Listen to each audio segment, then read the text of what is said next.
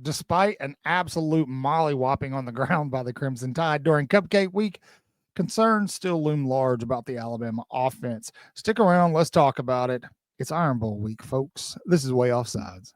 3, 2, let's go!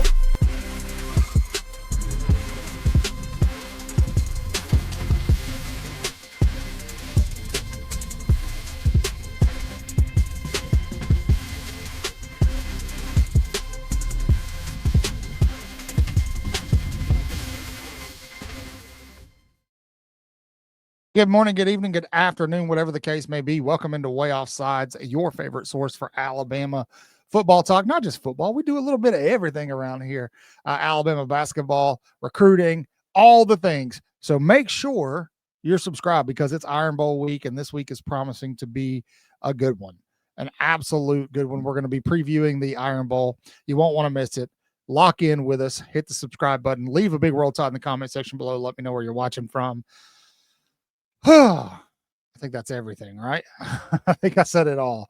So, yeah, Alabama gets a big win. Not necessarily a big win, but they get the win, the W at home on Senior Day versus the Eastern Illinois Panthers, the now 3 and I believe 9 Eastern Illinois Panthers. The Tide moved to 9-2.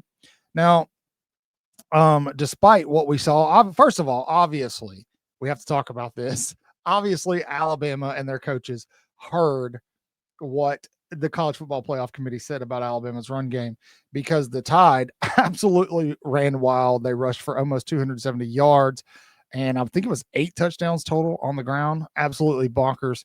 Obviously, this is a team where Alabama should be able to run the ball very, very well. It was running back by committee. Jam Miller got the bulk of the carries with 11, who ran for 62 yards and a touchdown. A.K. Deere had 9 for 45. He averaged about 5 yards carry for 2 touchdowns. Kevin Riley is back from the dead. No one saw that coming. He had 8 carries for 36 yards, 2 touchdowns. Austin Mack had 2 scrambles for 26 yards and a touchdown. Ty Simpson had 2 for 17. Draylon Washington had 5 for 23. Richard Young had 4 carries for 16 and a touchdown. Daniel Hill had 2 for 14 and a touchdown. And Keelan Russell had 2 for 16.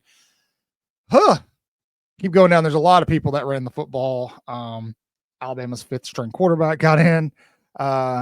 He ran a little bit. Caden Proctor had a run play. Latia Brooks had a run and play, as did Cade Carruth.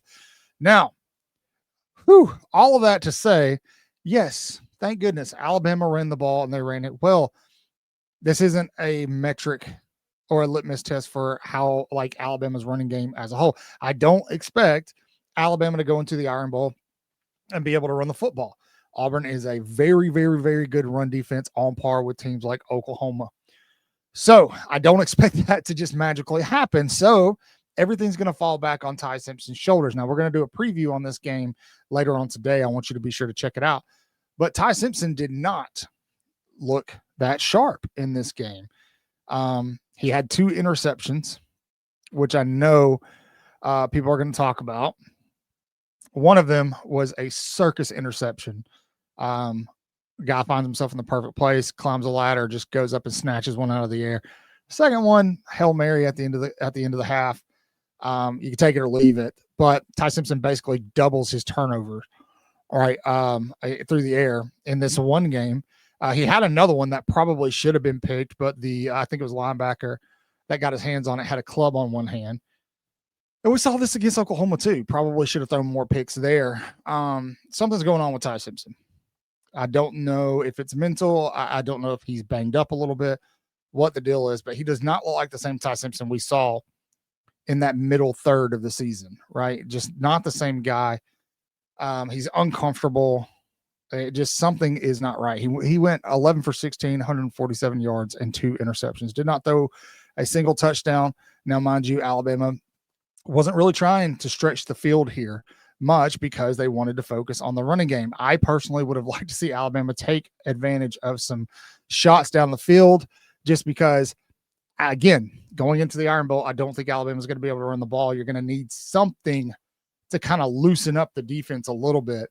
And when Alabama can't run the ball and they can't throw vertically all the way down the field, stretch them out, then it's a recipe for disaster. And that's basically what happened at LSU. Or excuse me, not at LSU, but when LSU came to Bryant-Denny. The same thing happened with Oklahoma when they came to Bryant-Denny Stadium. Now Alabama was able to out-talent LSU, out-coach LSU. I think a couple things go differently. Despite how well Oklahoma played, Alabama was one turnover away from beating Oklahoma. So it's a take it or leave it kind of thing. Looking at the Iron Bowl, you're kind of like, there's good things that are happening and there's bad things that are happening offensively. Now, the defense is doing their job, right? I have zero concerns about Alabama's defense. They're getting better and better every single week. They're going to finish as a top 10 overall defense in the country. We told you guys, if Alabama has a top 10 defense in the country, accompanied with a top 30 offense overall, this is a national championship contender team. Well, the problem is that the offense has regressed, and that showed up, I think, a little bit even more against Eastern Illinois. Now, there's a philosophy out there that Kalen DeBoer, Ryan Grubb were kind of being very vanilla, keeping things close to the vest. Sure, they were.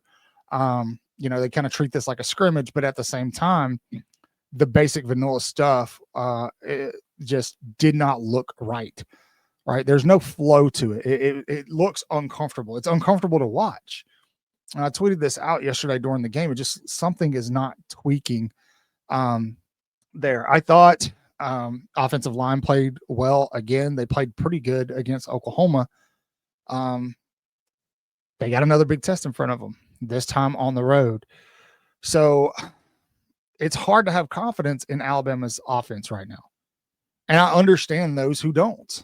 I completely understand those who have zero confidence in Ty Simpson, because there has been a regression over the last 3-4 weeks in the offense, especially in the second half of games.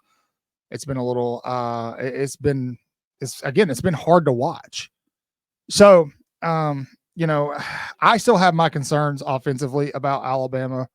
I'm sure you do as well. I think the defense is good enough to keep them in the game against anybody in the country. Because of that defense, I think that if things are clicking a little bit offensively, they can compete for a national title, but it's not going to be easy going to Auburn and getting a win. So make sure you keep an eye out for that by the numbers breakdown. It'll come out later today. Let me know what you think, what you saw, what you noticed. Obviously, a lot of young guys got some very meaningful snaps in this game against Eastern Illinois, and that was very exciting for me.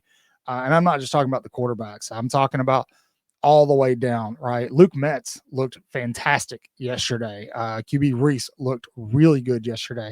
I don't think Alabama's defense is going to take a step back much next year, if they do at all.